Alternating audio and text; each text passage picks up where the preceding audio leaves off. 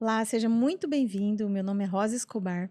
Eu represento a MAP, Empresa de Segurança e Medicina do Trabalho, e estou aqui para ajudar as empresas a fazer a implantação do gerenciamento de risco ocupacional.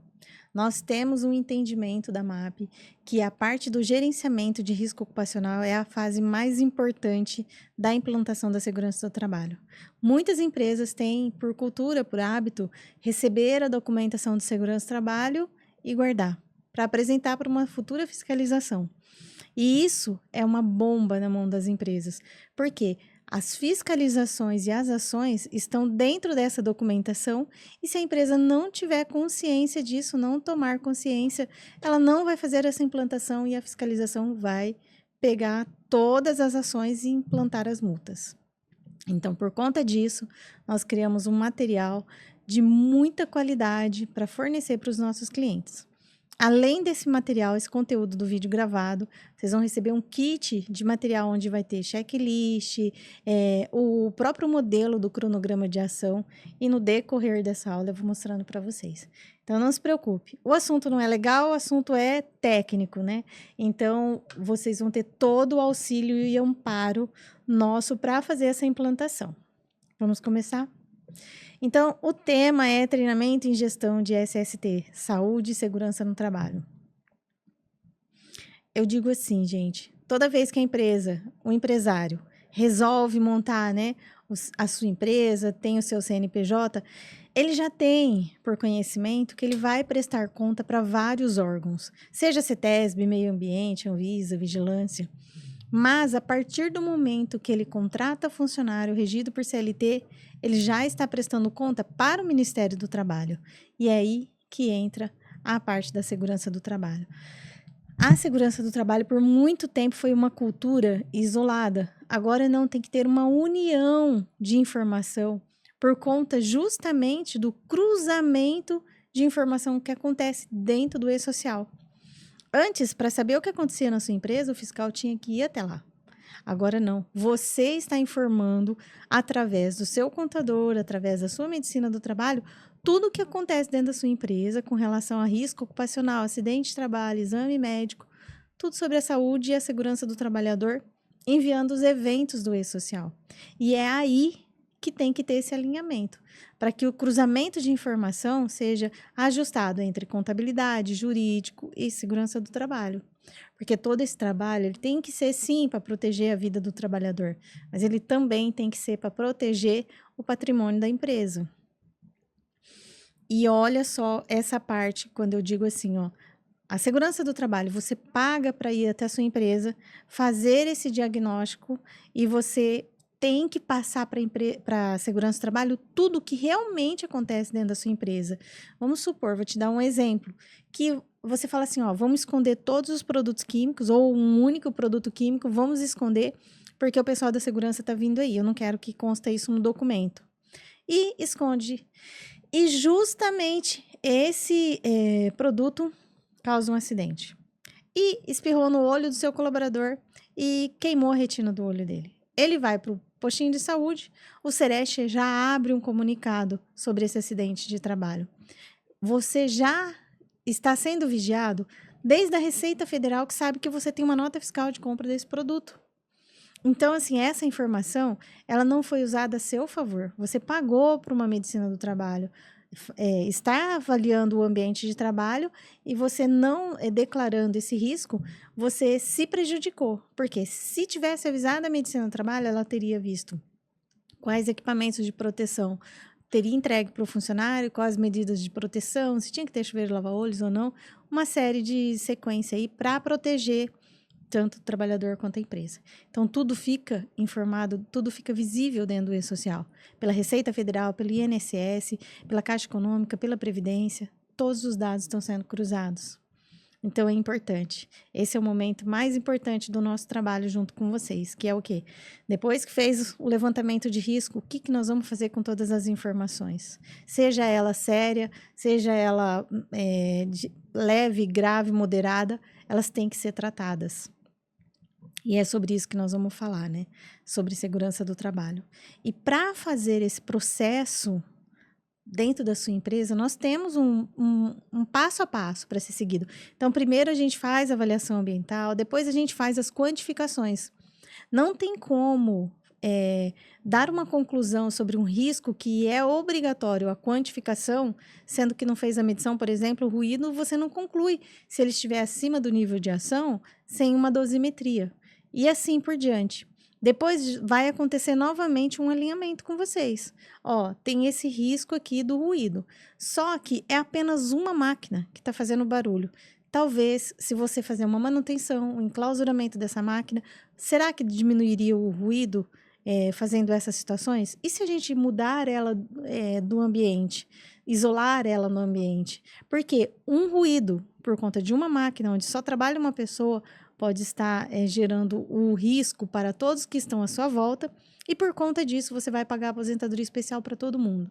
Então tem que ser estudado cada risco, cada produto químico. Será que tem como substituir? A composição desse produto químico dá 40% de salubridade, mas tem outro que dá 20%. Será que tem como substituir? Então, essa parte que é a importância da segurança do trabalho estar agindo dentro da sua empresa.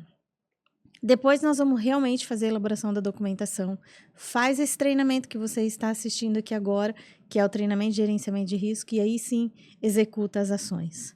A gente sabe que ninguém consegue implantar tudo de uma vez, 100% redondo, mas tudo aquilo que a gente puder aproximar disso, de ficar o mais certo possível, é o necessário hoje para estar protegendo a empresa, o seu patrimônio e os seus colaboradores.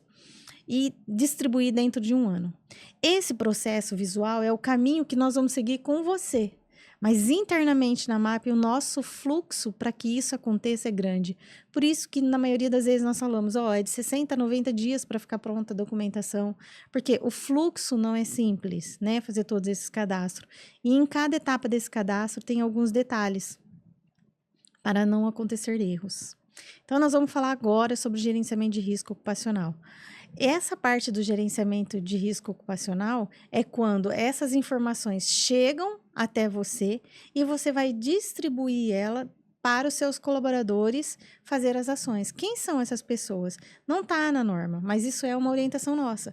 Pode envolver o membro da CIPA, da brigada de incêndio, as pessoas que fazem parte, talvez, da liderança, dos gestores, RH, departamento pessoal, quem tiver da sua confiança que possa fazer essa reunião e uma vez por mês, pelo menos, fazer os alinhamentos. A maioria das empresas são multadas e nós vamos apresentar essa multa por não envolver os colaboradores nas ações de segurança. Porque o que acontece? Quando tem uma fiscalização e você fala assim, o meu gerente... eu vou falar que o meu gerente vai representar quando tiver fiscalização.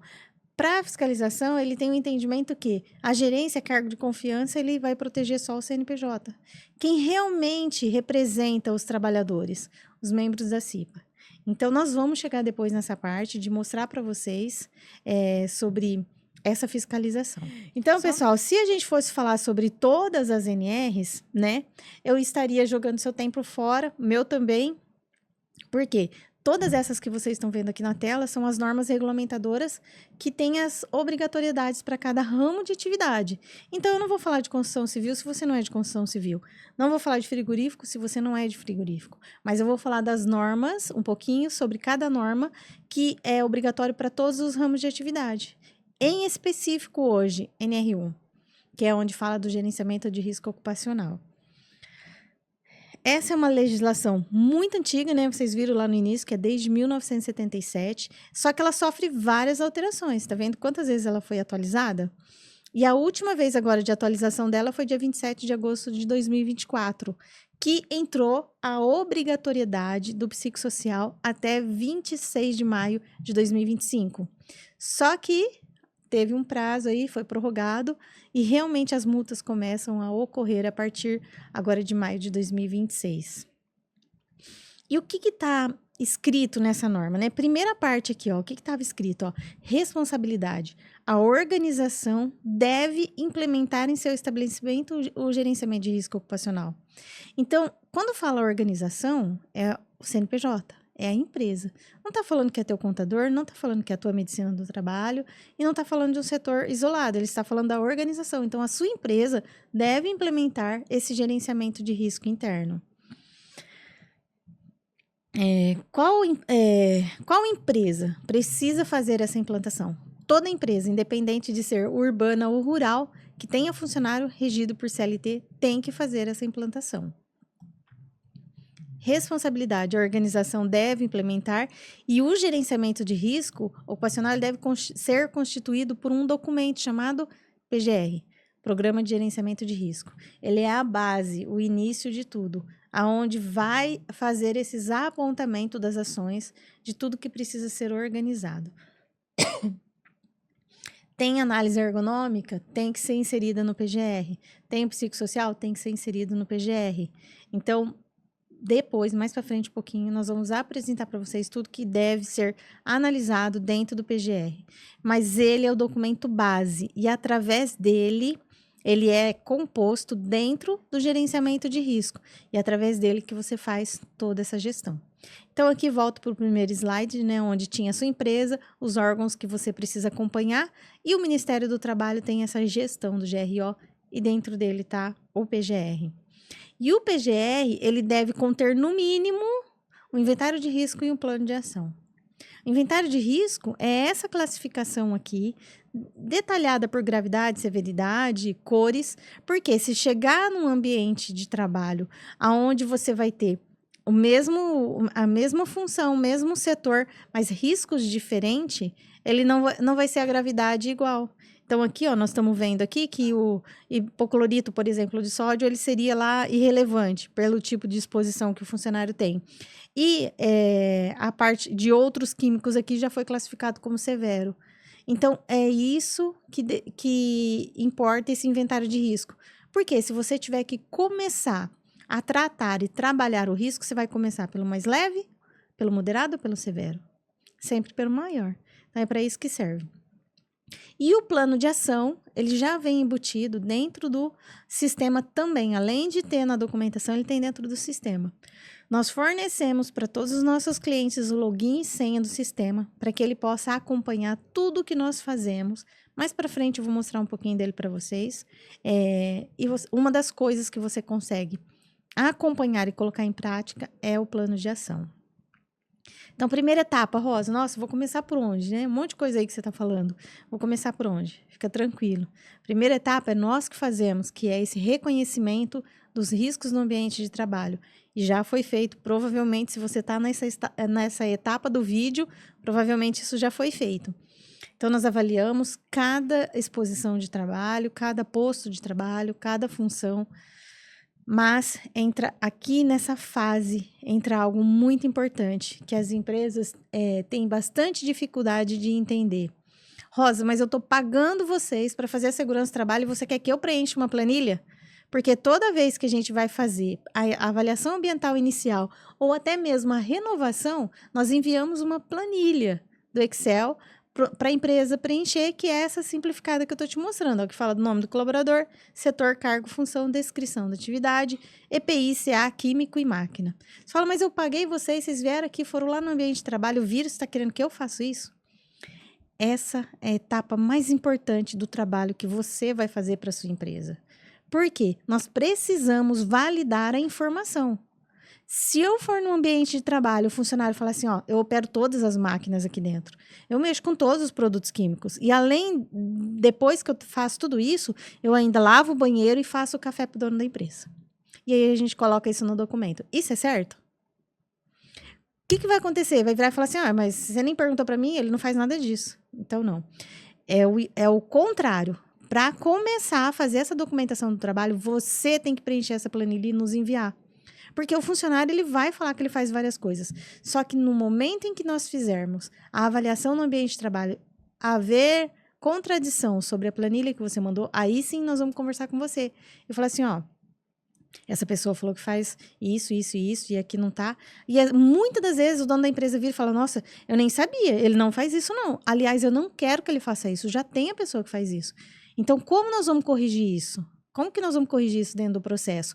POP. Nós vamos chegar na etapa do psicossocial, vocês vão ver que o POP é o próximo documento ao que vai mais proteger as empresas. POP, ficha de EPI e ordem de serviço. Então, o POP tem que ter a descrição detalhada do que é para a pessoa fazer, como ela vai fazer, quais são as regras que ela tem que seguir. Então, nesse momento, tem que ser validado essa informação da descrição da atividade com muita clareza para que nós façamos uma documentação da segurança assertiva, que realmente vai proteger a sua empresa. Não é só fazer um documento. O que você faz aí no ambiente de trabalho? Eu costuro. Não, pode pôr isso mesmo. Isso para nós não é descrição de atividade. Costurar para nós é: o colaborador chega de manhã, vai até o setor de aviamento, escolhe as cores de linha que ele vai usar naquele dia, vem até a máquina, faz o ajuste da máquina, coloca a linha na máquina, faz o ajuste da agulha, coloca a agulha, pega o tecido no cesto, posiciona o tecido sobre a máquina, faz o processo, passa pela costura, retira o tecido da máquina, coloca na caixa, leva para o setor de acabamento. Mudou essa descrição ou não mudou? Totalmente. Então, em algum momento da sua empresa, você vai precisar parar e dar atenção para isso, porque é algo muito importante, certo? Outra situação, os prestadores de serviço, por lei, pela NR1, é obrigatório constar também na documentação da segurança.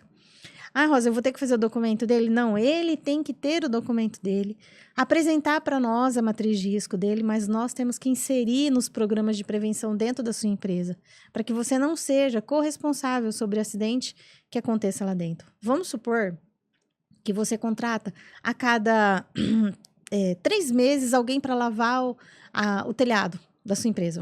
É um exagero, mas vamos dizer isso. E essa pessoa trabalha em altura, trabalha com produtos químicos. E aí, o que você vai fazer? Como grandes empresas fazem? Para você fazer esse serviço para mim, você precisa apresentar para mim o teu exame médico apto para trabalho em altura, o seu treinamento em dia sobre trabalho em altura e assim por diante. Então, tem que ser alinhada essas informações para que realmente você seja protegido. Então, somente após você enviar esses dados para nós é que a gente conclui o seu documento. Por exemplo, ficha de registro do colaborador, planilha, essa do Excel que eu falei para vocês, FDS. Você manda o nome dos produtos químicos e quem que usa, mas a FDS você precisa solicitar para o seu fornecedor, que é a ficha de dados de segurança sobre cada produto químico, e nos enviar. E o CA dos EPIs. A FDS, gente, talvez lá para frente a gente fale mais um pouco sobre ela, mas ela é outro documento que vai ser extremamente usado daqui para frente dentro da segurança do trabalho. Então, quero que você grave isso e é de extrema importância. E nós não vamos mais discutir sobre a importância que tem de você fazer essa descrição bem detalhada. A descrição da atividade, ela determina o risco. E o risco vai determinar exame, EPI, medida de proteção, treinamento, salubridade e periculosidade.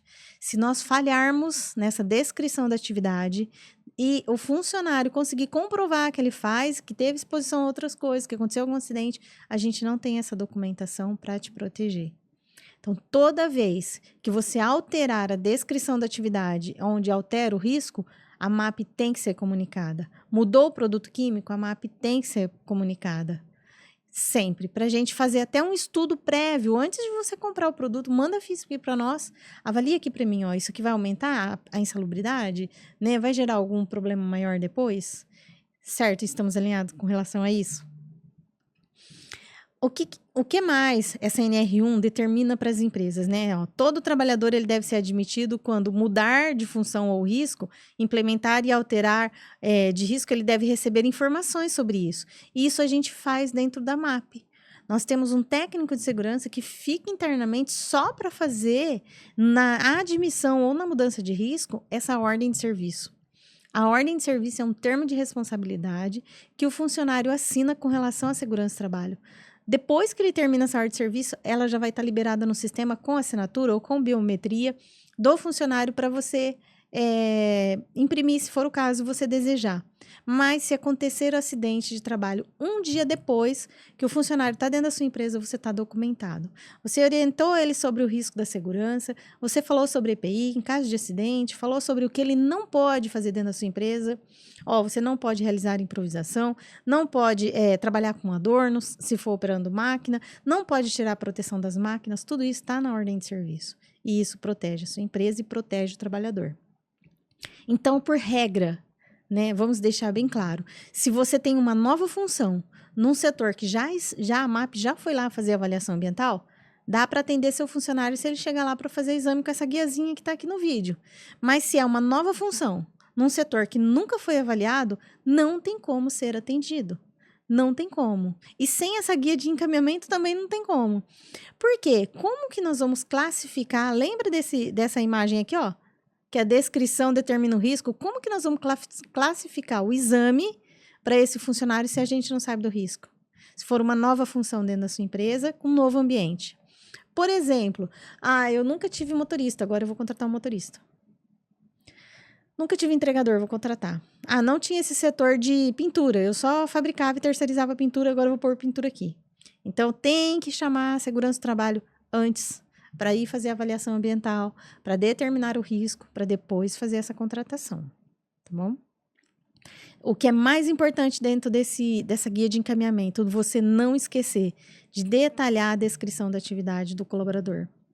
Você pode até olhar no documento que você já tem e copiar, fazer igual.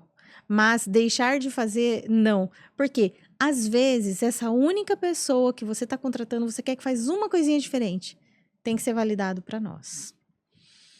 Lembra que eu falei da FDS? A FDS, a ficha de segurança do produto químico, ela não é a ficha técnica de transporte de produto químico. O pessoal que entrega para você costuma deixar junto a ficha técnica. Não serve. A FDS que nós falamos é essa aqui, ó, que tem 16 conteúdos dentro dela. Normalmente, ó, essa aqui, por exemplo, tem 12 páginas. É essa que nós precisamos. Ela vai determinar o tipo de produto, se ele é quantificado ou não, qual EPI que tem que ser utilizado. Através dele que nós vamos ver a composição, que é o item que a médica do trabalho analisa para saber os exames. Então, precisamos que seja a FDS realmente. Em resumo, para que nós façamos, né, um bom trabalho para sua empresa, a gente precisa de todos esses dados, né? Fazer a vistoria no local de trabalho. Rosa, mas eu quero fazer um documento para eu pegar uma obra. Às vezes eu nem consegui pegar uma obra. É um documento inicial e depois vai ter que ir a campo, vai ter que fazer a avaliação ambiental. Sem esses documentos estarem prontos, não tem como lançar ordem de serviço, não tem como fazer exame, não tem como falar sobre EPI. Às vezes a gente acabou de fazer a documentação. Quais são os EPIs? A gente tem que ter esse período de análise da documentação. E, para você não ficar preocupado, esse sistema que você vai receber login e senha, ele vai te auxiliar em várias outras coisas. E para você não ficar na dependência de toda hora, né? Eu vou ter que ligar na MAP, eu vou ter que esperar eles retornar, para eles me dar um retorno sobre isso. O próprio sistema, ele tem esse balãozinho aqui de ajuda, onde você clica em todos os recursos. E quando você clicar em todos os recursos, ele vai abrir todos os vídeos salvo. E dentro desses recursos do YouTube, você não vai selecionar essa parte de pesquisar aqui. Você vai apertar o Ctrl do seu teclado e a letra F, para que ele abra essa janelinha aqui auxiliar, ó, do lado. E aí você coloca assim, ó, EPI. Como que eu vou lançar a entrega de EPI dos meus funcionários aqui? Uma das funcionalidades desse sistema que ajuda muitas empresas é o fornecimento de entrega de EPI. Por quê? O funcionário já está cadastrado lá dentro, evita esse monte de papel para lá e para cá, mas quem quiser imprimir pode. Quem não quiser tem a facial e tem a biometria. E é aceita dentro das fiscalizações e ações trabalhistas. Você pode, então, só colocar o CA do EPI, colocar quanto prazo ele vai durar e imprimir essa fichinha. Então, para saber, como que eu faço esse lançamento? Você seleciona Ctrl F, digita aqui e ele vai sair os vídeos, ó, curtinho, 3, 4, 5, 8 minutos de vídeo, explicando para onde você vai do passo a passo. Então, você também não fica amarrado, eu mandei mensagem para a MAP, estou esperando eles me responder. Não, o sistema te auxilia em muitas coisas. Aqui está mostrando um exemplo, né, também para você que tem muitos colaboradores, né, para entregar EPI, para emitir PPP, se você quer tirar uma segunda via de ordem de serviço, segunda via de exame, todos esses recursos que estão aqui você pode utilizar. Aqui é um exemplo, ó.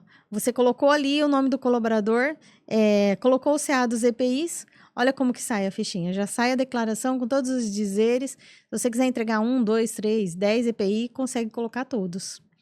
Ele também, você consegue acompanhar o vencimento dos exames médicos. Mas o que é importante, gente? Se vocês entraram agora na MAP, esse é o primeiro ano de segurança do trabalho que vocês estão fazendo conosco, nós não vamos ter o histórico de quando vence os teus exames, porque ele está lá no banco de dados da medicina anterior.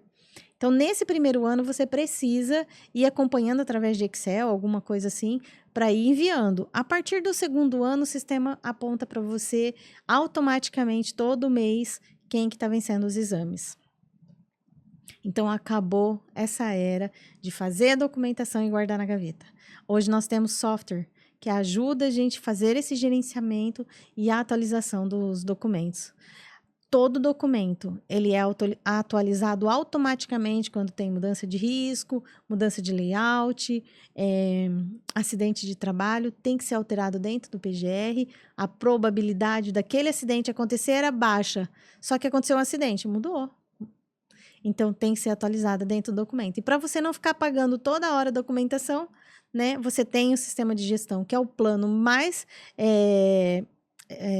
adequado para as empresas, e você pode fazer o gerenciamento. Chegou a fiscalização, teve uma alteração a semana passada, você consegue imprimir a documentação.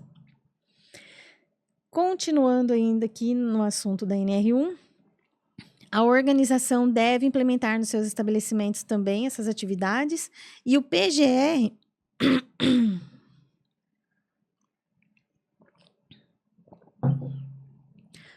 o PGR, ele deve contemplar e estar integrado a outros programas e documentos. Então, você faz a documentação da segurança do trabalho lá, o PGR, fez a quantificação do ruído e deu acima do limite de tolerância. Então, automaticamente, por lei, você tem que fazer o controle que nós falamos PCA, Programa de Controle Auditivo, para saber o EPI é o adequado para aquela quantidade de ruído que os colaboradores estão recebendo? Está havendo perda auditiva mesmo assim? Então, um documento vai puxando o outro. Tem produto químico no ambiente de trabalho? Tem que fazer o programa de proteção respiratória para avaliar se a máscara está realmente sendo adequada para esse tipo de produto químico. Coloca aquele capuz gigante na cabeça do colaborador, espirra o spray e vê a vedação da máscara. Está acontecendo isso? Tem que estar contemplado junto com o PGR. Tudo isso, gente, tudo isso faz parte do gerenciamento de risco ocupacional. Então, na verdade, essas pessoas da CIPA, RH, Brigada, eles vão estar fazendo parte das decisões ou reconhecimento disso em reuniões para fazer essa implantação e eles serem envolvidos. Então, GRO é cuidar do PCMSO, LTCAT, LIP, análise ergonômica, as fichas de produtos químicos, os inventários de máquina, manual de máquina, tudo isso. E ele é um processo contínuo. Ele vai analisar, a segurança do trabalho faz análise do risco. A empresa vai fazer a implantação. Depois vai checar se deu certo. Não deu certo, Rosa, continua tendo acidente aqui. A gente colocou lá as coisas e continua tendo acidente, então não funcionou. Vai ter que ser revisto, replanejado. Nós vamos chamar quem? Um engenheiro mecânico para fazer uma proteção nessa máquina? Porque não funcionou. Então, ele nunca para. É um processo contínuo. E o que significa GRO? Fazer esse monte de organização de informação com evidências, foto, lista de presença, DDS, diálogo de segurança com os colaboradores, checklist, tudo documentado, tudo documentado. Ontem ainda nós brincamos, né, que falava sobre agora você tem que falar e fazer, agora não, você tem que falar, fazer e documentar, né? Cabe também ao empregador elaborar a ordem de serviço, isso você já vai ter lá na MAP, quando o funcionário vai fazer exame admissional. Ô, Rosa, mas a MAP começou comigo agora. Só os meus admissionais vão ter essa ordem de serviço. E os funcionários que estavam anteriormente? Faz parte dessa implantação e do seu cronograma. Chamar o colaborador da MAP, o profissional da segurança do trabalho, para dar esse treinamento para todos os outros que estavam já trabalhando aí. Isso você não paga a parte, já está incluso no teu serviço. Então, é só organizar e a MAP envia um técnico de segurança para fazer esse treinamento. Permitir que os representantes dos trabalhadores, lembra que eu falei no começo? Membro da CIPA, participe, né, das fiscalizações e de toda a regulamentação aí da segurança do trabalho. Determinar que esses procedimentos eles devem ser adotados também, né, até em caso de acidente, o que tem que ser feito, nós vamos falar sobre ele. Um documento muito importante, que chama PAI, Plano de Atendimento à Emergência. Disponibilizar a inspeção do trabalho, todas as informações relativas à segurança do trabalho. Então, você não pode impedir que um fiscal entre no ambiente, que veja tudo e que faça tudo aí dentro. Ele tem livre acesso. Próximo item a organização deve estabelecer e implementar e manter os procedimentos de resposta de emergência, de acordo com o risco e características e circunstâncias. O que significa isso? Tudo que pode promover um risco dentro do ambiente de trabalho, ele tem que ser previsto em documentação e ter os procedimentos do que fazer. É bem essa imagem que você está vendo aqui, ó. O que pode dar errado aqui? Alguém pode cair da escada. Se cair da escada, o que nós vamos fazer? Nós vamos prestar primeiro socorros. Mas eu preciso do quê para prestar primeiro socorros? Da caixinha de primeiro socorros? De uma maca? De ataduras, de plaquinhas para fazer mobilização? Eu tenho uma equipe treinada para isso? CIPA e Brigada de Incêndio são pessoas treinadas para primeiros socorros. Eu devo comunicar todo mundo que teve um acidente ou eu tenho que comunicar só o líder? Ou eu tenho que falar direto com a diretoria? Tem que estar descrito nessa documentação. E aí que eu falo para você, calma, nós fornecemos o kit de material e dentro deles vem o plano de atendimento à emergência, um modelinho quase preenchido inteiro. O que você vai ter que avaliar com essa equipe do GRO? Os itens das FISPIC. Aí sim, vai ter que olhar cada FISPIC para descrever os produtos químicos, né? Se cair no olho, o que faz? Se fazer ingestão desse produto químico, o que faz? E ele estar contemplado dentro desse plano de atendimento à emergência. E o último e queridinho que chegou agora como novidade para nós, que é o risco psicossocial. Eu dei até print, tá, gente? Fiz de uma maneira bem simples aqui para vocês, sobre a própria ENIT, que é a Escola de Auditores Fiscais, que eles têm esse curso gratuito lá, para você já olhar, assistir esse vídeo também. Eu dei só um print em 2 telinhas que eu achei importante citar aqui com vocês, mas o curso está lá gravado, para vocês entenderem o que é psicossocial. Porque está havendo uma grande confusão do que é o risco psicossocial. Eles acham que é um risco psicológico já instalado. O nome tem a ver mesmo, né? Mas aqui, o que a norma está falando o que o risco psicossocial são aspectos de concessão da gestão de trabalho de seu contexto social e organizacional que tem um potencial de causar danos físicos ou transtorno, né, mental para o trabalhador. Então, esse risco psicossocial não tem a ver com a triagem da aptidão física e mental do colaborador para trabalho em altura. Esse é feito por psicólogo, com palográfico, são testes diferentes.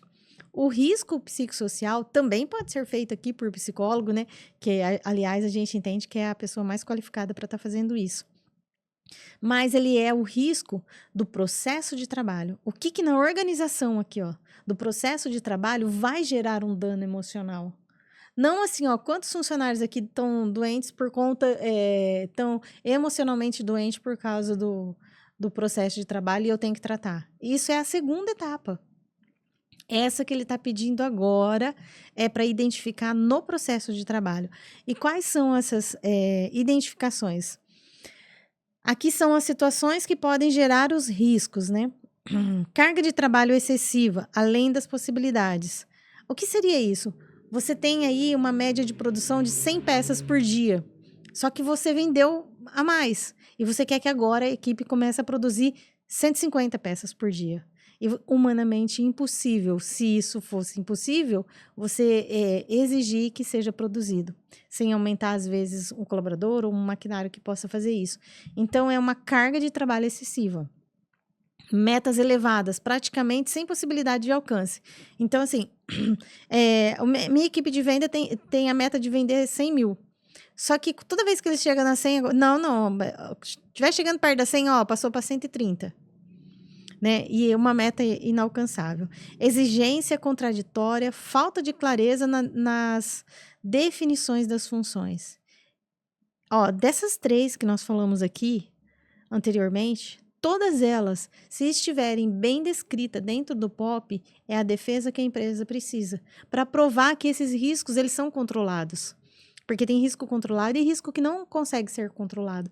Mas esse risco, ele consegue ser controlado. Então, você fez uma documentação de um POP onde descreve tudo que ele tem que fazer. Então, não existe essa falta de controle e da forma que é executado o trabalho. Por quê? Porque está desenhado no POP. Precariedade e falta de estrutura laboral. Coloca alguém que nem fez o teste psicossocial, coloca para trabalhar em altura. E essa pessoa tinha pânico. Problema de comunicação. Outro item que o POP derruba. A reclamação trabalhista, se tiver.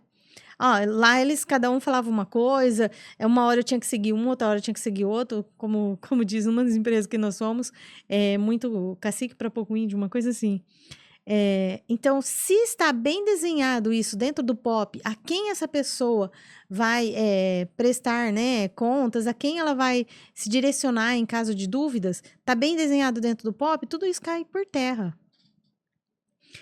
Falta de apoio da chefia e dos colegas, assédio moral e sexual.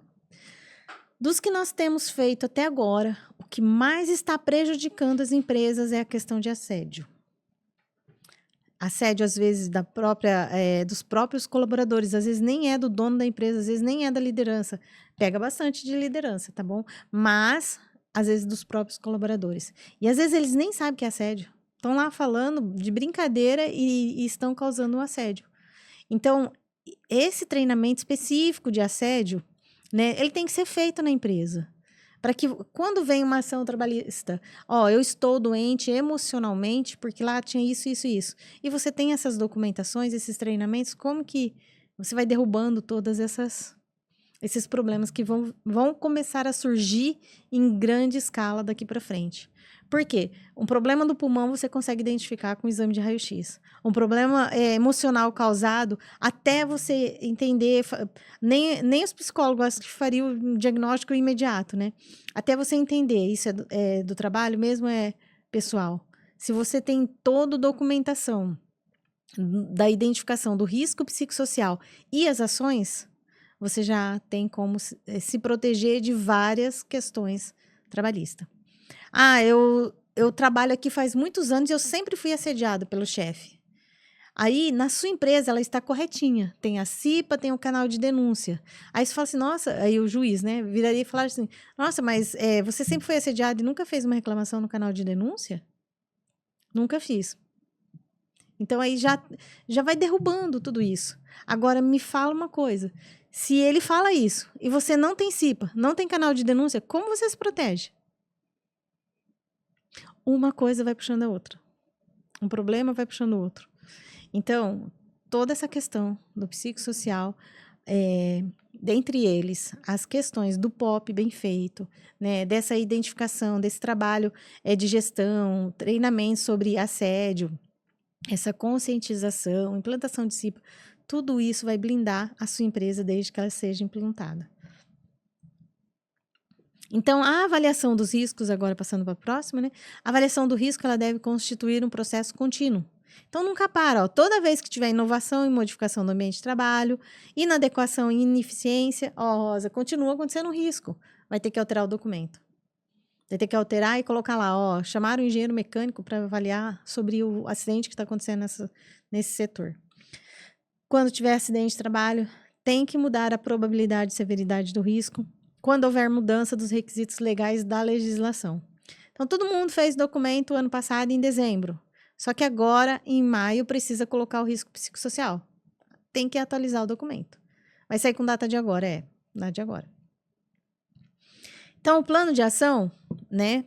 Seguindo a sequência aqui, a organização deve elaborar o plano de ação, indicando as medidas de prevenção a serem introduzidas, aprimoradas e mantidas. Para as medidas de prevenção, tem que ter um cronograma, forma de aferição e acompanhamento dos resultados. Isso você vai ver que na fiscalização vem de monte, falando para a empresa sobre plano de ação e cronograma. E a organização, ela deve desenvolver outras ações também relacionadas à saúde. Isso o pessoal de RH, né, consegue ajudar bem a empresa, fazendo a campanha do Outubro Rosa, Novembro Azul, inserir também no planejamento das ações esses cuidados. A organização deve realizar exercícios simulados, conforme também está na brigada de incêndio, né, a cada 6 meses. Essa parte aqui da avaliação ambiental, eu expliquei já para vocês. E todos os riscos que houver dentro da empresa, eles têm que ser avaliados por gravidades, como está no quadro aqui que eu mostrei, né, do PGR, e ser identificado através de um filtro num funil. Então, eu tenho esse risco, eu consigo eliminar ele do ambiente de trabalho? O que seria isso? Eu tenho uma máquina, eu consigo tirar essa máquina de cilindro daqui? Não, não tem como, eu produzo material, eu preciso dela. Então, não consegue eliminar, vai tentar neutralizar. Eu consigo neutralizar colocando uma proteção em volta dela? Não, ou sim. Consigo fazer isolamento da área, que são as medidas preventivas, depois entregar a EPI e ainda monitorar? Então, tem que seguir, para cada risco, tem que seguir essa regrinha de tratar o risco.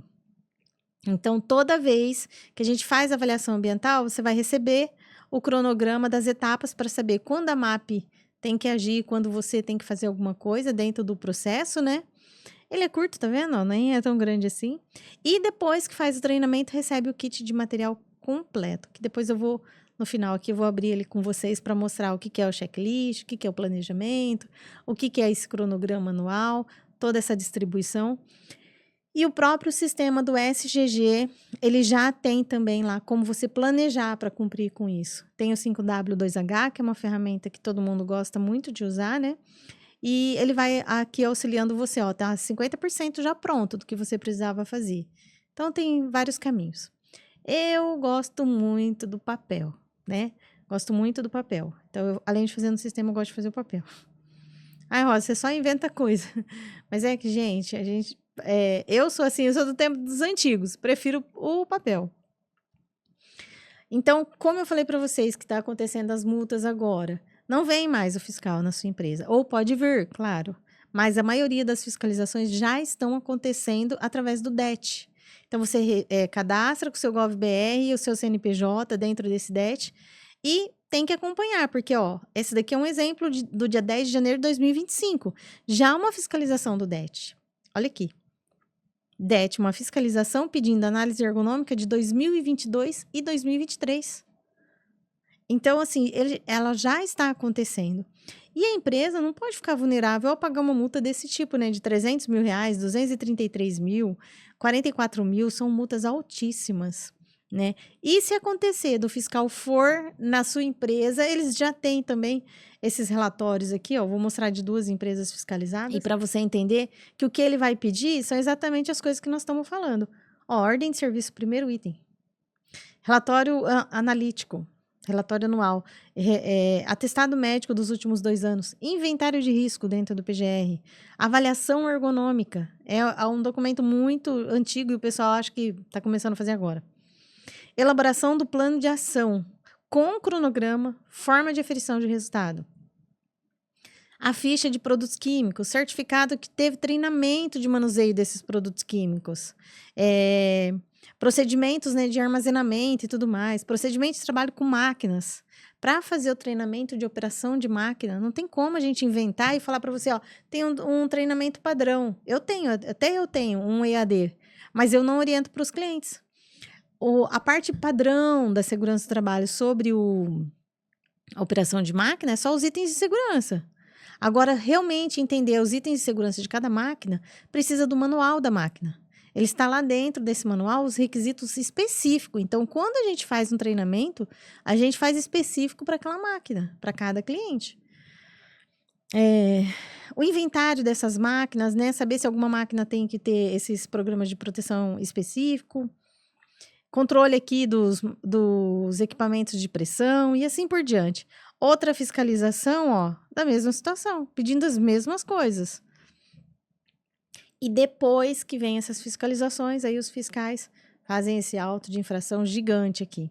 Vou ler alguns para vocês, ó. Deixar a empresa de considerar os exames de saúde ocupacional, deixar de compor o programa de gerenciamento de risco, que é o que eu mais falo para as empresas fazerem. Aí esse é o que a multa talvez seja bem prejudicial para vocês, ó. Deixar de implementar as medidas de prevenção ou implementar sem ouvir os trabalhadores. Então, quem que é representante do trabalhador? CIPA. Seu gerente não é, o seu encarregado não é, seu administrativo não é. São cargos de confiança que têm interesse para a empresa nos olhos da fiscalização. Quem olha pelo lado do trabalhador na cabeça da fiscalização são os membros da CIPA.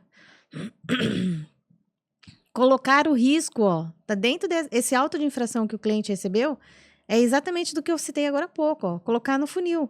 Tentar primeiro eliminar o risco, depois minimizar, depois fazer as medidas administrativas. Deixar a organização de elaborar o plano de ação. Outra de plano de ação. Outra de NR17, de não fazer análise ergonômica. E assim por diante, ó. Deixar a organização de identificar os perigos e possíveis riscos. Deixar de incluir a vigilância passiva, né, da saúde ocupacional, dos exames dentro do PCMSO. Deixar a organização de implementar as medidas de prevenção de novo. Deixar de compor o gerenciamento dos riscos. E assim por diante, gente. Mais uma aqui, ó, da análise ergonômica. Outra de análise ergonômica. Então, gente, por onde nós vamos começar? Nós vamos começar estruturando essa equipe. Quem vai fazer parte? Então, agora eu vou só sair aqui um pouquinho dessa tela. Tá vendo o kit de material aqui, ó? Tem a etapa do passo a passo. Então, esse mesmo material que eu li para vocês, vai receber em PDF. Qual que é o próximo passo, Rosa? Ler o manual. Então, ao mesmo tempo que abre o manual, que ele vai estar explicando exatamente quando você for preencher esse planejamento. Então, vou abrir aquele para você ver. Ele vem aqui o descritivo, né, do que é esse gerenciamento de risco, mas aqui, ó, ele já vem com os temas, né, uma sugestão dos temas que você vai tratar em cada encontro dessa equipe de GRO. Então, o que vocês vão fazer na primeira reunião? Primeira coisa a fazer, definir a equipe que vai fazer parte do GRO. Quem que vai fazer? Ó, eu tenho CIPA, eu tenho brigada de incêndio, eu posso chamar meu RH, eu vou chamar também os líderes de setores, vai ser definido quem são essas pessoas. Depois, treinar essa equipe com GRO. Esse vídeo que você está assistindo agora vai ter que passar para todas essas pessoas. Quando eles forem fazer os passo a passo do GRO, eles vão ter que entender por que está fazendo cada coisa. Assinar a lista de presenciado. Então, isso já é feito no primeiro encontro. Aí, no segundo, ó, fazer a avaliação da matriz de risco do PGR, porque é pelo PGR que nós começamos, e assim por diante, gente. Então, aqui vai ter o tema sugerido para os 12 encontros.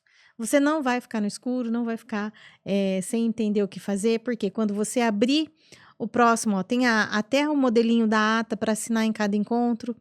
Quando você abrir aqui o calendário anual de quais foram as decisões que vocês resolveram tomar, você vai abrir junto o manual. E nesse manual vai estar falando, ó, quando chegar no PGR, o que vocês vão ver no PGR? Ah, então, ó, quando chegar, essa é a primeira ação lá no cronograma que eu falei para vocês. Quando chegar no PGR, ó, o que eu vou ler dentro do PGR? Tá aqui, ó. Fazer a leitura do programa, discutir sobre as recomendações que está escrita nele, analisar se os EPIs estão sendo os mesmos que estão sendo entregues. Então, cada coisinha aqui está explicando no manual. Aí, o próximo item aqui gente, extremamente importante quando eu falo aqui, ó. Eu vou até pular para ele. Depois eu falo do plano de atendimento à emergência. O POP. Quando nós falarmos de POP, Rosa, eu não sei como fazer o POP. O POP, ele tem várias etapas. Deixa eu chegar nele aqui. Esse aqui, ó. Eu fiz um POP modelo dentro desse manual para vocês seguirem sobre processo de solda. Então, essa parte da descrição da atividade, eu até tenho esse modelinho, a estrutura do POP, né? Eu até coloquei aqui, ó, a descrição do processo de atividade. Quem faz? O RH, liderança junto, Porque muitas vezes o RH não vai saber em detalhes o que a pessoa faz. E depois de fazer essa descrição, enviar para o jurídico também. Então, aqui, ó, nessa parte, chegou os cuidados com relação à segurança para fazer esse processo de soldagem. Nesse, sim, a MAP é envolvida para ajudar vocês a criar. Então, quando ele fala aqui, ó, a descrição da atividade, lindo, né? Eu já tenho feito, Rosa, lindo. Tá escrito aqui bonitinho. Aí, onde entra os detalhes? Ó, antes de iniciar a atividade, verificar o local de trabalho, garantir a ventilação, verificar o aterramento do equipamento, visitar corretamente se todos os EPIs estão ali, isolar e sinalizar, vamos supor, o ambiente, a hora de começar a trabalhar. E durante o processo, faz isso, isso, isso e isso. E após, a hora que terminar, desligar a máquina, checar a máquina. Então, tem um modelinho do POP aqui, tudo descrito para vocês. Tá bom? Próximo item, aqui que nós vamos falar, vou voltar aqui, ó, no plano de atendimento à emergência. Nossa, Rosa, nós vamos ter que elaborar isso? Lá estava que sim, né? Mas vai vir um modelo aqui, ó, tá vendo? Plano de atendimento à emergência.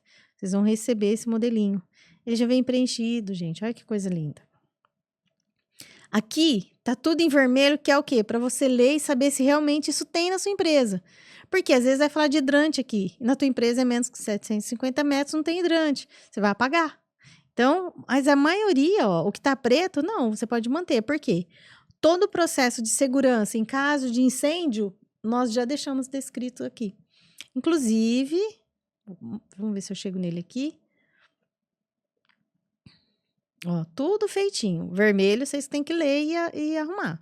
Ó, inclusive o fluxograma do plano de atendimento de emergência em caso de incêndio. Se pegar fogo, vai fazer o quê? Vai para onde? Como? Dali vai para lá ou para cá? Então, tá descrito nesse fluxograma, tem que ser colocado no mural da empresa. E também o organograma. Esse organograma, ele vai dizer quem que é o chefe da brigada, quem que é os brigadistas, quem que são os socorristas, quem que chama o bombeiro. Então, tem que estar tudo descrito aqui também. Ele já vem um modelinho para vocês e assim por diante. Ó, em casos da pessoa cair na rampa ou na escada, o que tem que ser feito? Em caso de fratura exposta, ó. Peguei no Google, coloquei lá, em caso de fratura exposta, o que fazer? Coloquei aqui. Só que aí, essa parte vermelhinha, ó, você tem que preencher. Quem deve ser comunicado? Comunicar o encarregado, ligar para tal lugar, chamar o bombeiro e levar no hospital tal. Tem que estar aqui. Então, gente, o documento é lindo, tá pronto. É só vocês colocarem em ação. Ô, Rosa, por que vocês não fazem esse documento? Primeiro, porque a norma fala que a empresa tem que implementar o plano de atendimento à emergência. O que nós podemos fazer é auxiliar, acompanhar a tua equipe a desenvolver. Só que, se vocês não fazem isso aqui, você não pratica o que eles aprenderam na CIPA e na Brigada de Incêndio. Eles têm que estar conscientes. E você também, que está assistindo esse vídeo, tem que estar consciente sobre o que você estudou sobre GRO. Tem que colocar aqui em prática, para a gente saber se realmente você sabe o que nós estamos falando, se você realmente aprendeu. Mas, ó, fique tranquilo, os modelinhos estão todos feitos. Vou fechar esse aqui e continuar. Tá? E assim por diante, ó. Nesse plano de... Deixa eu abrir por aqui. Nesse cronograma do planejamento para montar o calendário, ele já vai estar com todos os itens para você verificar. E aí cabe à empresa decidir, janeiro eu faço isso, fevereiro eu faço aquilo, março eu faço aquilo. É óbvio que, por exemplo, brigada de incêndio, se o teu extintor vence em março, você não vai fazer a brigada de incêndio em julho. Usa no mês de vencimento para fazer a simulação, para realmente esvaziar o extintor, ver se o pessoal aprendeu a usar o extintor. Então, você tem que esvaziar o extintor, tua equipe já aprender. Já aconteceu de empresas, a equipe da brigada de incêndio jogar o extintor em cima do fogo. Então, gente, tem que quebrar esse tabu. Vai lá, aperta mesmo o gatilho lá para sair aquela fumacinha, para sair água, para sair espuma.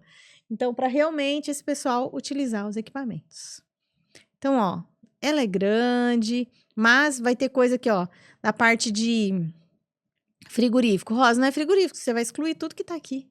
É que esse é um completo. Você vai excluir tudo que não é pro teu ramo de atividade. No fim, vai ficar só as coisas da sua empresa. Até aqui, tudo bem para vocês? Acho que não, né? Então, de novo, mostrando aqui para vocês o passo a passo, né? Para onde a gente vai começar. E agora, nós vamos fazer um breve resumo para finalizar. A NR1, nós falamos tudo o que precisávamos sobre ela. Dúvidas? Assistiu esse treinamento, Rosa? Estou com dificuldade de entender esse monte de coisa que você falou. Óbvio que nós vamos agendar e fazer o presencial com vocês, um resumão, falar sobre o que você não entendeu, ajudar vocês não estão sozinhos nessa. Mas agora, para finalizar, nós vamos só explicar sobre cada norma. Por quê? Às vezes você tem dúvida, ó, a NR4, ela é para todo mundo, mas eu tenho que ter a implantação da NR4? Um dia, ou talvez você já tenha, né? Você vai precisar se enquadrar a NR4, que seria o quê? Consulta do seu CNAE, o código de atividade principal, olhar para que grau de risco a sua empresa está classificada e ver a quantidade de funcionário que você tem. Se você tem grau de risco 3 e tem acima de 100 funcionários, 101 funcionários, tem que ter um técnico de segurança lá dentro. Então, se você tem menos, você tem 99, você ainda está desenquadrado. Ah, mas é grau de risco 4, acima de 50 funcionários. Já tinha que ter o técnico de segurança lá dentro.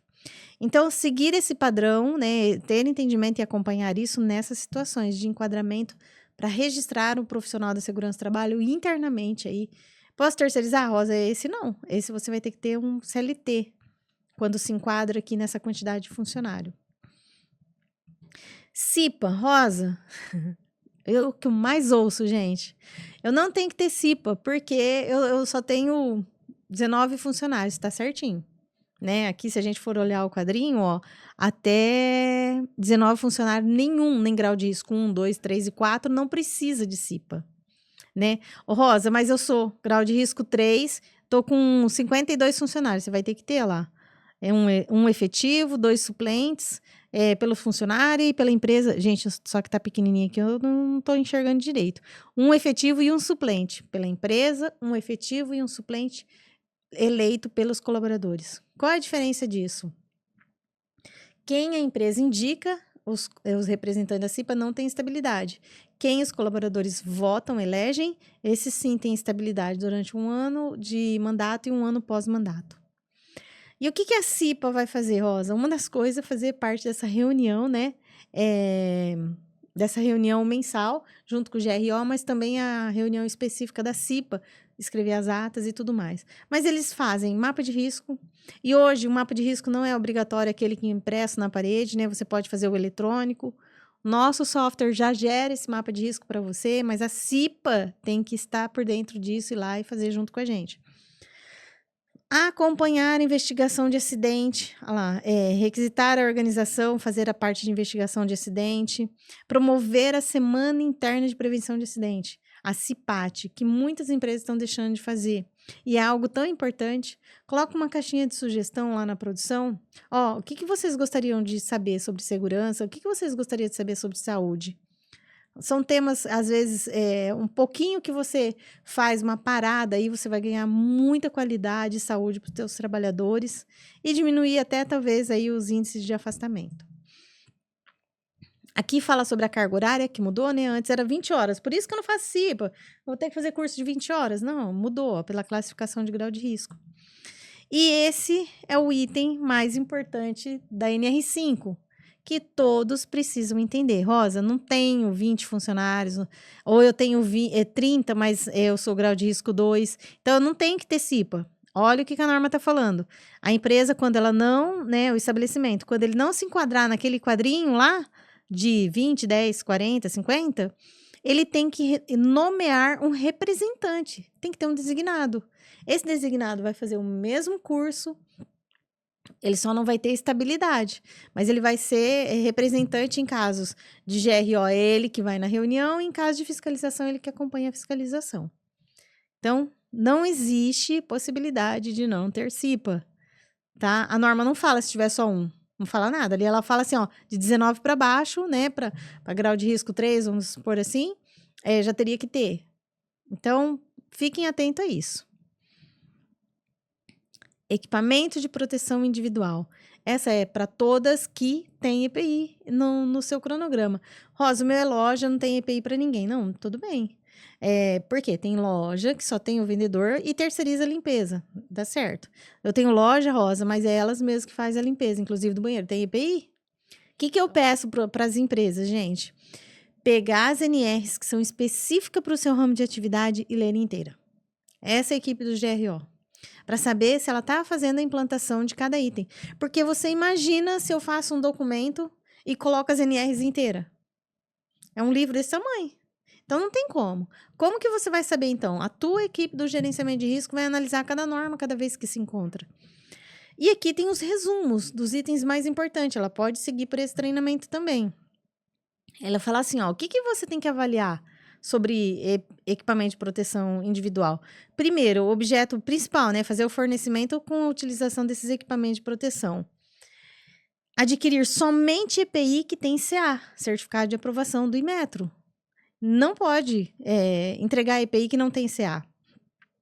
Orientar, treinar o colaborador sobre o uso, fornecer, substituir e assim por diante.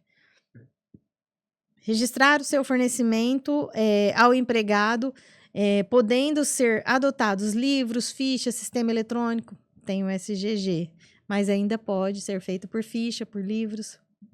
Exigir o uso. A empresa é obrigada a implantar a segurança do trabalho. O funcionário é obrigado a cumprir com a segurança do trabalho. Então, tem 2 artigos dentro da CLT que obrigam o colaborador a cumprir com as regras de segurança do trabalho. E eles, inclusive, a gente lê na ordem de serviço quando faz para eles o treinamento. Ele não pode deixar de cumprir as regras de segurança. Eles não querem usar. Infelizmente, tem que dar advertência, suspensão, ir para justa causa. Mas, se um funcionário não usa, como que você cobra os outros? Substituir imediatamente quando ele for danificado ou extraviados. E antes a gente só pesquisava os CA dos EPIs. Agora você também vai ter que olhar a ficha técnica do EPI. Quando a gente pesquisa o CA do equipamento, a gente pode colocar aqui dentro do sistema. E o que nós temos que olhar quando a gente vê essa ficha técnica? A vida útil do EPI. Então, se você ligar para ele e falar assim, Rosa, de quanto em quanto tempo eu tenho que trocar o protetor auditivo? Quem vai determinar isso é o fabricante. Por quê? A 3M tem aqui um equipamento aqui que ela pode trocar a cada 6 meses, mas a outra tem que trocar a cada 4 meses, material diferente. A outra, 2 meses. Já vi protetor auditivo abafador com 24 meses e com 12 meses. Então, não é a medicina do trabalho que determina, é a ficha técnica. E se você não tiver essa ficha técnica, quando tiver perícia e ele pesquisar o CA e você não entregou no prazo da vida útil, ele vai dar causa ganha para o funcionário. Aí você fala assim, nossa, Rosa, o perito está olhando até isso. Sim, porque como ele vai ter sucesso na perícia? Eu espero que não tenha nenhum perito me assistindo, né, nesse vídeo, mas eu preciso falar sobre isso. Você olha na inicial dos processos, vem assim, ó, ele solicita R$5.900, a maioria deles, né? Não sei que época você vai assistir esse vídeo, mas já vi até de 6 salários. Se ele der a causa para o colaborador, ele ganha um valor. E se ele der a causa para a empresa, ele ganha outro valor. Então, ele precisa achar qualquer informação para poder ajustar essa situação. Mas não é só isso que a gente analisa na ficha técnica sobre vida útil. Por exemplo, do ruído. Então, aí nós vamos fazer uma continha, né? Nessa ficha técnica, ó, vem quanta atenuação de decibéis que vem para aquele protetor auricular que você comprou. Só que na tua documentação, tá lá que o ruído deu 108 decibéis e o protetor auditivo só atenua 18. Então, se você fizer 108 menos 18, dá 90. 90 está acima do limite de tolerância. Vai ter que pagar insalubridade, mesmo dando EPI. Ah, mas deu 98 decibéis e o protetor é 18. Baixou para 80. Beleza. Não é insalubre. Está dentro do nível de ação. Vai precisar fazer audiometria, mas já saiu aí da exposição. Máscara. A maioria das empresas entrega máscara. Fala, entreguei a máscara azul lá para o colaborador. Tá, mas essa máscara é para poeira, para fumo, para névoas, para solda, para gases. Ela é para quê? Então, você tem que baixar a ficha técnica também do respirador e estar bem atento, porque às vezes você vai ler só essa parte de cima aqui, ó, e no corpo dele é que vai determinar outras coisas. Por exemplo, você não consegue identificar nessa máscara se ela é para vapor orgânico. Já há algum tempo já foi eliminado isso para sair nas máscaras, né? Eu vou pegar uma aqui da 3M de modelo, ó, onde ela vai estar descrita. No início aqui, ó, ela estava descrito que era proteção respiratória contra poeiras, névoas e fumos. Só que olhando ela lá na ficha técnica, é que vem descrita aqui no corpo, ó, para vapores orgânicos. Então, toda vez que você for comprar um equipamento de segurança, já pede para o próprio fornecedor a ficha técnica do EPI. E fala o nome da composição do produto, para você não comprar a máscara errada. Ou consulte a gente. Aí, ó, a vida útil vem escrita embaixo dessa ficha técnica, né? Nas condições de estoque, de não uso específico da sua validade é de 3 anos. E tem isso também. Às vezes você comprou a máscara na promoção, mas é porque o período de estocagem dela já está quase vencendo lá e você compra, a vida útil dela já foi também. Então, a nova portaria recomenda aqui um programa de proteção respiratória da Fundacentro. Não é nova, tá, gente? É de 2021. Então, fazer o programa de proteção respiratória não é opcional, ele está lá nessa portaria. Tá bom? Toda vez que tem produto químico, tem que fazer a proteção respiratória. Você consegue acompanhar tudo isso que a gente faz também através desse ícone escrito segurança dentro do sistema. Próxima norma, NR7, que fala sobre o Programa de Controle Médico de Saúde Ocupacional. Teve várias alterações também, mas o que é muito importante dela? Seguir conforme tal PGR, mudou o PGR, tem que mudar o PCMSO, né? É obrigatório para todas as empresas que têm aí funcionários regidos por CLT, tem que ter aí os gráficos de relatórios analíticos, né? Para a equipe do GRO analisar, falar, nossa, ó, tá tendo muito afastamento, muita doença lá no setor tal, mas por quê? Então, tem alguma coisa lá, nós temos que trabalhar melhor isso aí. E a regrinha também é determinada dos exames, periodicidade, por essa norma, né? Então, ó, cada ano intervalo menor para quem é critério de riscos, a cada 2 anos para quem é de risco administrativo, no exame de retorno ao trabalho ser feito antes que ele assume de novo a sua própria função, exames de mudança de risco, né? E lembra daquela regrinha, ó, uma nova função no ambiente avaliado pode fazer, nova função no ambiente que nunca foi avaliado, não existe a mínima possibilidade de ser atendido. Exame demissional ser feito até 10 dias contados do término do contrato. E a regrinha assim, ó, gente. Às vezes você acabou de fazer o periódico ou fez o exame admissional, só que o funcionário ficou 60 dias. Tem essa regrinha, ó. Grau de risco 1 e 2, o ASO vale para ser desligado até 90 dias. Grau de risco, não, 135 dias. Grau de risco 3 e 4, 90 dias. Uma coisa que a gente precisa deixar bem claro para as empresas. Lá na MAP demora muito. Eu acho que demora em todas. Se não demora, tem alguma coisa estranha. Na MAP demora para fazer os exames. Nós passamos por 5 processos para que o funcionário saia de lá com os exames feitos. E nós temos 2 equipes atendendo, justamente para agilizar. Então, ele faz o cadastro, faz o cadastro de biometria, passa pela triagem, vai para os exames complementares, passa pela médica e, por último, faz o treinamento de ordem de serviço e uso de EPI. Não tem como você falar que vou mandar meu funcionário às 7h30, 8 horas, ele pode sair de lá. Não tem como. Então, vai demorar. Resultado de exame, Rosa, demora muito, isso está me criando problemas. O que envolve terceiros, laboratório, análise de profissionais específicos, não tem como a gente pular esse processo deles. Se está pulando em outra empresa de medicina que sabe que consegue antes que isso, tem alguma coisa errada. Eu sei que tem empresa de medicina do trabalho que faz glicemia dando aquele pico na ponta do dedo do colaborador. Lógico, vai sair na hora ali. Mas cadê o exame que comprova isso? A glicemia realmente feita sobre jejum e tudo mais. Então, assim, do que é certo, vocês sabem. E vocês sabem também que sempre tem aqueles que dão um jeitinho, né? Então, é sempre uma decisão. Querer fazer o que é certo e querer fazer o que é errado. Nós fazemos sempre o que é certo. O exame complementar laboratorial ele também está previsto na norma, só que outros exames podem ser realizados a critério do médico do trabalho. Por exemplo, o exame de motorista, ele não está previsto dentro da NR, só que o médico não vai liberar o motorista sem fazer eletrocardio, glicemia, eletroencefalografia visual. Por quê? O funcionário vai morrer, matar alguém e ainda acabar com o teu patrimônio. Vale a pena fazer esse check-up certinho. E o médico não vai assinar se não tiver todos os exames determinados pelo PCMSO. Agora, diferente de exames por produtos químicos. Se tem na sua FISPIC, no FDS, aliás, que existe chileno, tolueno, por exemplo, vamos chegar neles aqui, ó.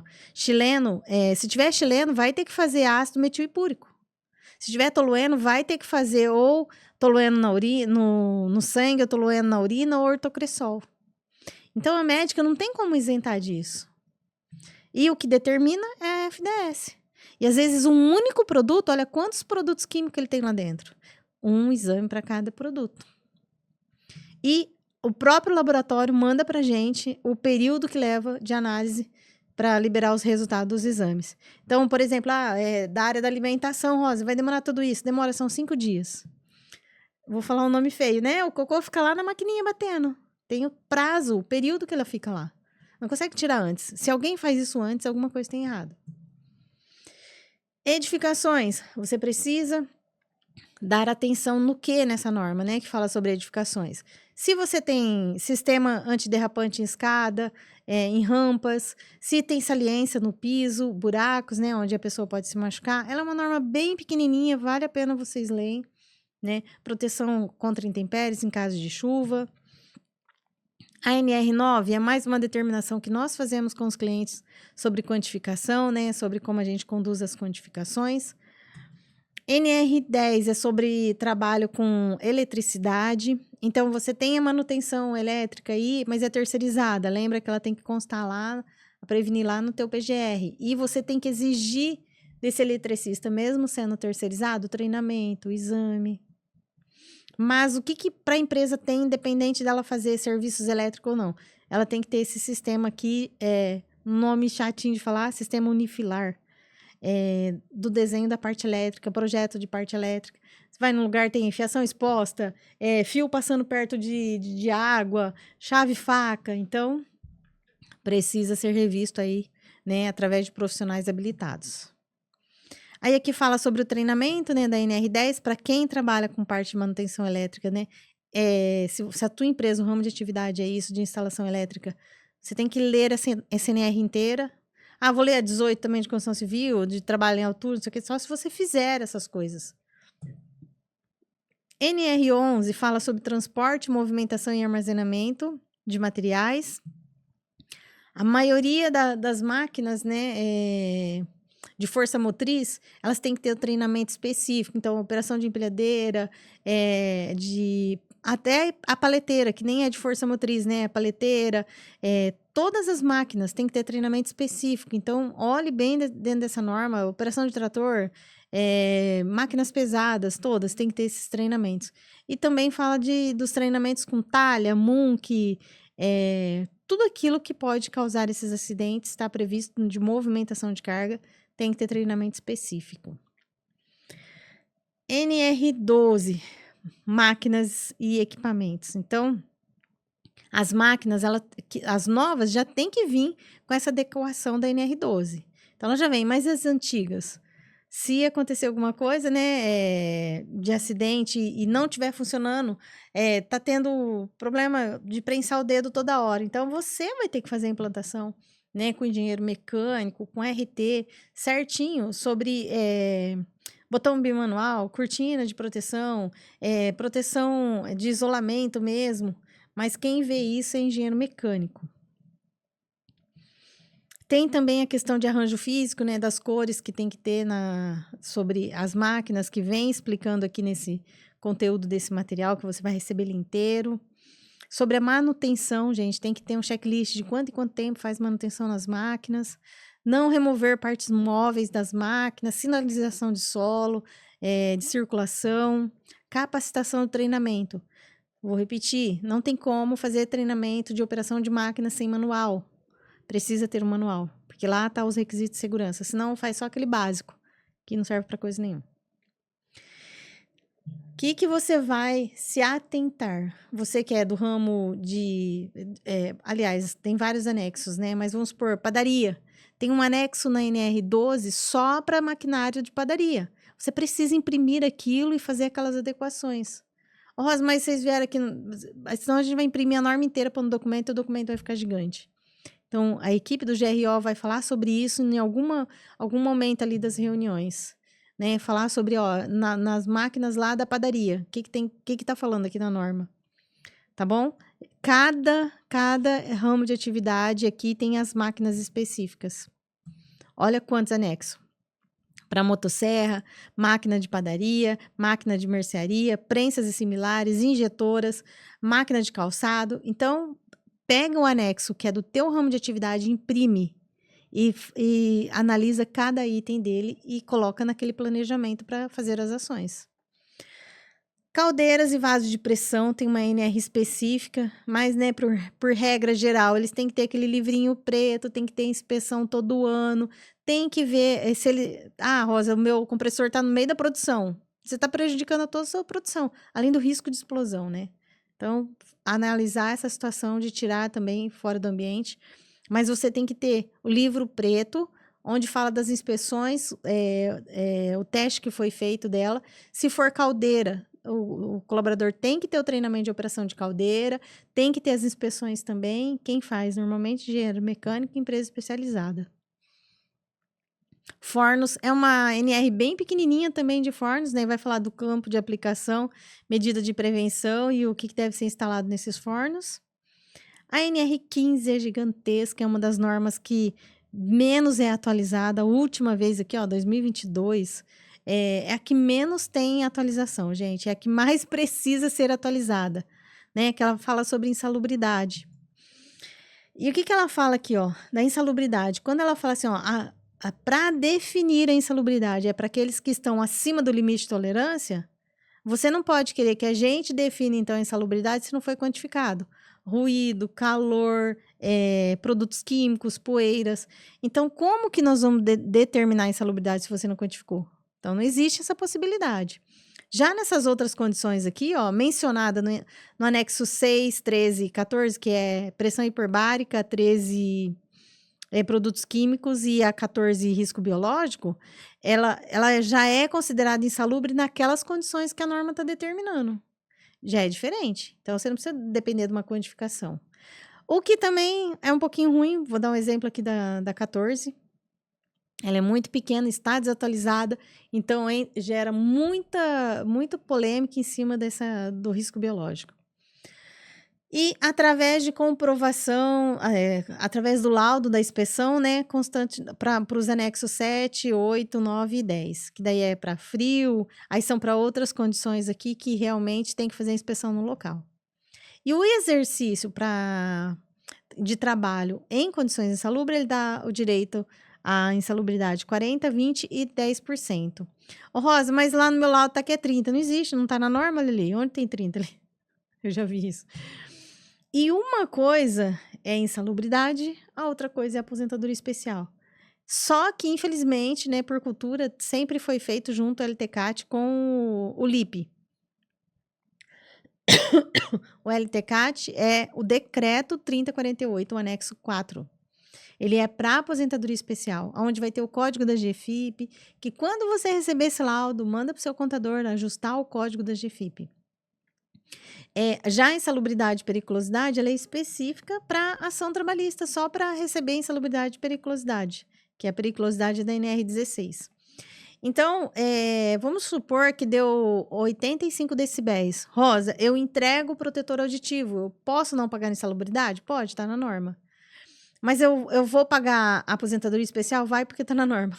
Então, você deixa de pagar insalubridade, mas a aposentadoria especial, não. Periculosidade é específico nessa NR16, né, que eu falei para vocês, que entra pouca coisa e tem coisas que entra e sai, né, como o caso do motociclista, né, que vai e volta com periculosidade. E esse é o item que as empresas gostam de ouvir, né, que a eliminação e neutralização da insalubridade, ela deve ocorrer com a adoção de medidas em geral e também com a utilização de equipamento de proteção individual. Então, a empresa pode deixar de pagar a insalubridade entregando EPI. Só que se você não controlar a vida útil, não treinar seu colaborador, não fiscalizar, você vai perder a perícia e você vai ter que pagar a insalubridade retroativa. Então, o GRO tem que funcionar muito bem para que você se enquadre nisso aqui. Lembra do cálculo que eu fiz para vocês? Também é importante. Eu entreguei o protetor, mas só que não atenuou. Então, continua insalubre. Outra questão para ajudar vocês na questão de neutralização de salubridade por produtos químicos, você fez o fit test? Realmente aquela máscara é a que é a obrigatória pelo teu programa de proteção respiratória? Eu entreguei a máscara azul, mas era para poeira. Não tinha nada a ver com vaporizo orgânico. Perdeu a ação, vai ter que recolher tudo retroativo, pagar a indenização do funcionário. Anexo 13, que é uma das que eu falei que a simples exposição já classificava como insalubre, é desde que contém nessas situações aqui, ó. Trabalho com chumbo, mas eu trabalho na fundição e laminação, então está enquadrada. Trabalho com chumbo, mas é só na venda. Não está ali. E aí a própria NR vai dizer, ó, se é 20, 10, 40... Periculosidade, né? Quando é que são periculosas atividades? Atividades com operação de explosivo, inflamável, atividade de operação perigosa com exposição de roubo e assaltos, né? A parte elétrica e a parte motocicleta. Que agora, em 13 de outubro de 2024, né? Fica nesse vai e vem. Voltou. NR17 fala sobre ergonomia, e ergonomia não é apenas fazer uma análise ergonômica. Tem os anexos específicos para quem tem trabalho de checkout, para quem é telemarketing. Checkout, gente, os supermercados tem que ter um treinamento específico para quem é caixa de supermercado, além de fazer todas as recomendações da análise ergonômica. E a análise ergonômica está totalmente ligada dentro do PGR e vinculada com o psicossocial.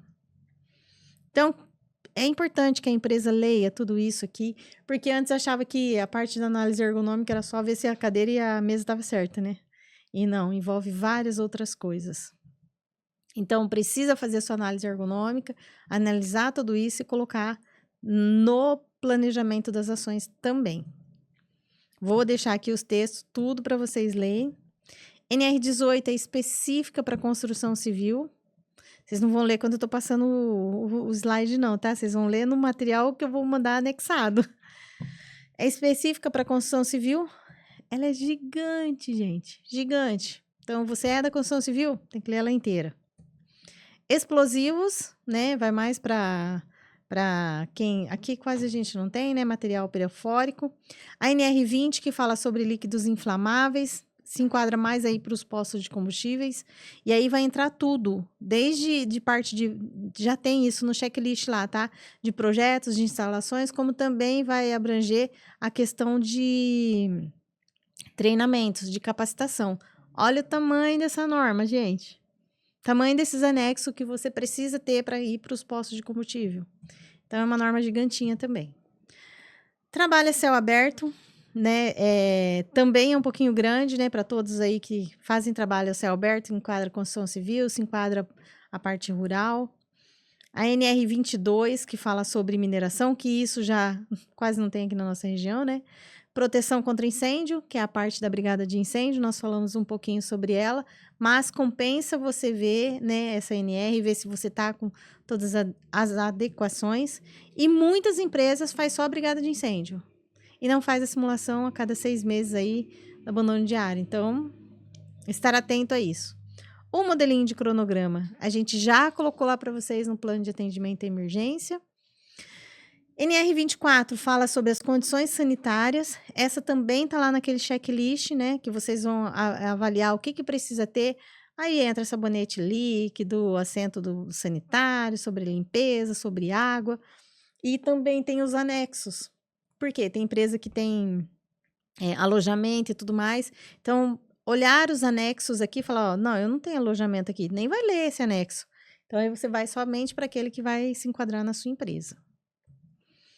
NR25 fala sobre resíduo industrial. Coloquei algumas coisas lá no checklist, mas você que tem descarte de resíduos, é importante você ler essa norma inteira também, né? Sobre descarte, né? Sobre como você faz tudo isso. Sinalizações de segurança, também coloquei uma regrinha, mas aqui vai estar falando também, ó, as regrinhas de cores para sinalizar, fazer as sinalizações. Informação de treinamento em segurança e saúde também. Por exemplo, as empresas que têm essa FISP aqui, ó, glifosato, não, é do Roundup. Do Roundup. Tem que ter o treinamento específico da NR26 sobre manuseio e armazenamento desses produtos. E a própria FDS vai falar como que você vai armazenar esse produto. Além da composição, ó, medidas de primeiros socorros que vai no plano de ação, ela também vai ter essa parte de combate a incêndio e, em caso de vazamento, e o que a gente precisa, armazenamento. Como que deve ser armazenado? E agora tem alguns produtos, agora não, acho que já faz muito tempo, né? Sempre foi. Tem alguns produtos que são até obrigatórios de ser fechado, eles são controlados pela Polícia Federal e tudo mais, né? Então, a FDS, ela serve para te orientar sobre tudo isso. Não esqueçam, tá? Da importância dessa FDS. Essas outras NRs, 27, 28, 29 e 30, não vou citá-las, né? Porque são normas muito específicas aqui, que não vai caber às empresas aqui agora. Já a NR 31 é para quem é da rural, ela é gigante, então toda a propriedade rural tem que ir nas suas reuniões de RO, ler todos esses anexos e ver. Ah, Rosa, eu não tenho secador e silo. Você não vai ler esse anexo. Você vai ler só o que você tem aqui, ó, de transporte de trabalhador. Ah, vem tudo com ônibus. Quais são as inspeções que tem que ter no ônibus? Qual é o checklist que eu tenho que seguir? O que eu tenho que saber sobre transporte trabalhador? Então, você vai pegar esse anexo e conversar com ele, com a sua equipe do GRO, colocar no planejamento das ações. NR32 é sobre a saúde, então é só para quem é da área da saúde, ela é grande, tem que ler ela inteira. Espaço confinado é só para quem trabalha com espaço confinado, ela vai falar sobre as condições do ambiente também, sobre a permissão de entrada e sobre os treinamentos, né, de quanto em quanto tempo tem que ter, se tem que ter sinalização. Então, ela é uma norma grandinha também, e ela tem os anexos aí para você seguir. NR34 fala sobre as condições de trabalho na preparação e desmonte naval.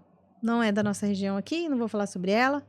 Trabalho em altura. Ah, eu não faço trabalho em altura, mas você terceiriza para alguém vir fazer aqui a limpeza de caixa d'água, limpeza de telhado. Então, precisa entender um pouquinho sobre essa norma para saber o que pedir para os seus terceiros. Trabalho em altura, sem treinamento, sem aptidão e sem permissão de trabalho em altura, é considerado aí uma falha muito grande e se você tiver acidente, vai ter problema com isso. NR36, sobre trabalho de empresa na parte de abate. Então, aí se enquadra mais para os frigoríficos, né? É grande também, os frigoríficos aí tem que ver tudo que se enquadra aqui nos anexos, imprimir os anexos e estudar igual as outras. E, por fim, a NR37 e NR38, que são as NRs também que não vou citar muito aqui para vocês, tá bom?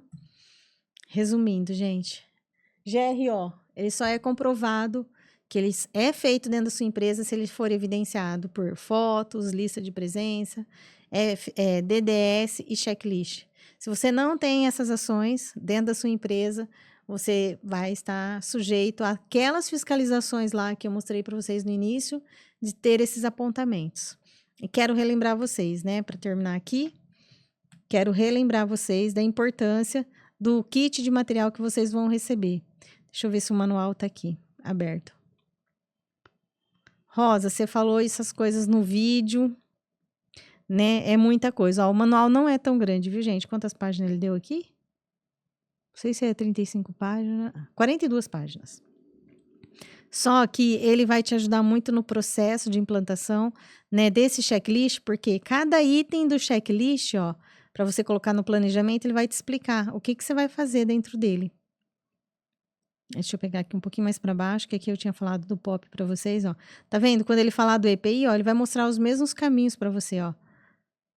Tudo, ó. Sinalização, ele vai te dar as indicações, ó, placa de sinalização, qual que você pode colocar, o que é um mapa de risco físico, o que é um mapa de risco que pode tirar do sistema, ele tá mostrando aqui para vocês, ó. Vai falar um pouquinho sobre o DET também. Então, gente, vocês não vão ficar sozinhos e perdidos. Esse manual ele vai te ajudar com cada item desses que eu mostrei, o que tem dentro do sistema que pode te ajudar e tudo mais. Eu espero ter ajudado vocês nessa questão da segurança do trabalho e que vocês consigam fazer uma boa gestão. Quero colocar toda a equipe da MAP aqui à disposição de vocês e uma segurança do trabalho bem feita numa empresa, ela não é feita sozinha. envolve toda essa equipe. E você pode ter certeza que o maior investimento que você pode fazer é a prevenção. Porque depois que aconteceu, aí já é tarde demais. Mas a prevenção é o melhor caminho para ser seguido. Muito obrigado e até a próxima.